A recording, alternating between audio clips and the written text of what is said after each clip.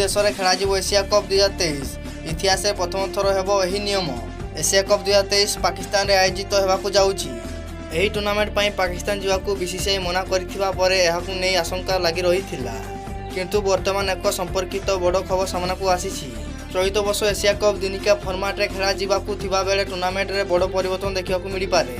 तेबे एही नियम लागू हेबा द्वारा इतिहास एक नुआ पुष्टा हेबो। भारत पाकिस्तान द्वंद्व को नहीं एशिया कप आयोजन रे परिवर्तन करा जाइछि। चलित वर्ष दुईटी देश में एशिया कप आयोजन होबो।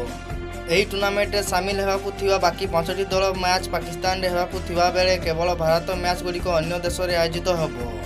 तेबे रिपोर्ट अनुसार भारत मैच गुड़िक ओमान, यूएई, श्रीलंका किंबा इंग्लैंड रे आयोजन करा जाई पारे। तेबे जदि टीम इंडिया फाइनल रे प्रवेश करिवे तेबे फाइनल मैच मध्य पाकिस्तान रे खेला जिवो नाही। टूर्नामेंट सूची एवं प्रकाश पाई नथिबा बेले एही नियम को नहीं एक चर्चा जोर धरिछि।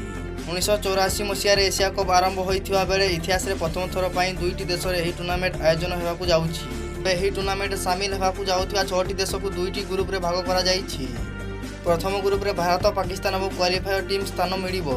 सेही परि द्वितीय ग्रुप रे रहिजंती श्रीलंका, बांग्लादेश एवं अफगानिस्तान।